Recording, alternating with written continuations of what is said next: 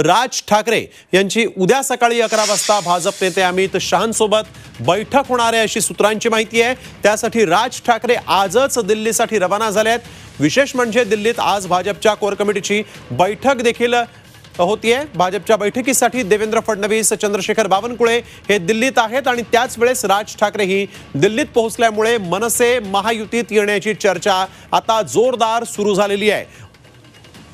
उद्धव ठाकरेंना शह देण्यासाठी राज ठाकरे महायुतीत येतात का हे पाहणं देखील महत्त्वाचं आहे।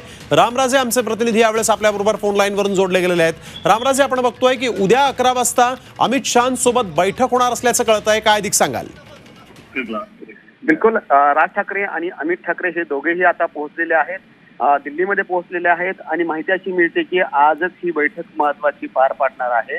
रात्री 11 वाजता ही बैठक असल्याची ही माहिती मिळते आणि या बैठकीमध्ये मग रणनीती जी असणार आहे ती स्पष्ट होईल आणि मनसेला भाजप सोबत घेऊ इच्छिते का हे सुद्धा स्पष्ट होणार आहे आणि त्याचबरोबर तडजोड काय केली जाणार आहे, कोणती जागा दिली जाणार आहे यावर सुद्धा चर्चा होण्याची शक्यता आहे।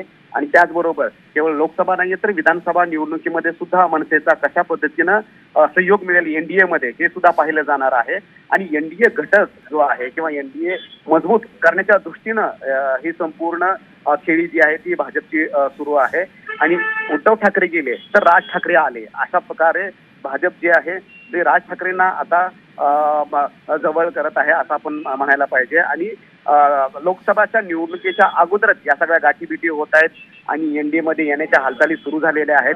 त्यामुळं साहजिकच आहे की भाजपसाठी आणि एनडीए साठी ही जमेची बाजू असणार आहे राज ठाकरे यांनी सोबत येणं। बिलकुल रामराजे, आणि या बैठकीला अमित शहांसोबतची जी बैठक 11 वाजता होतीये त्या बैठकीला भाजपकडून आणखीन राज्यातले कोणी नेते उपस्थित राहतील का?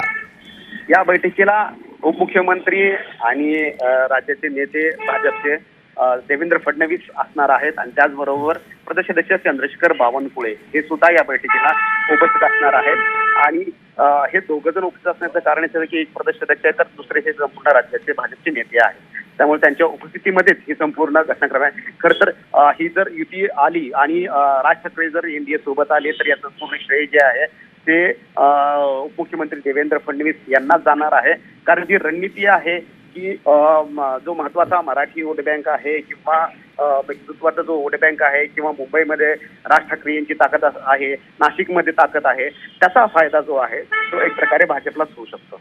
बिलकुल रामराजे, आपण बघतोय की आता लोकसभा निवडणुका जवळ आलेल्या आहेत, त्यामुळे अनेक ठिकाणी भाजपने आपली यादी देखील जाहीर केली आहे। शिंदे गटाची किंवा अजित पवार गटाची अजून यादी समोर आली नाही, त्याआधीच मनसेचे प्रमुख राज ठाकरे दिल्लीला गेलेले आहेत, त्यामुळे त्यांना देखील जागा वाटपामध्ये स्थान या बैठकीत मिळू शकतं, त्यावर देखील महत्त्वाची चर्चा होऊ शकते।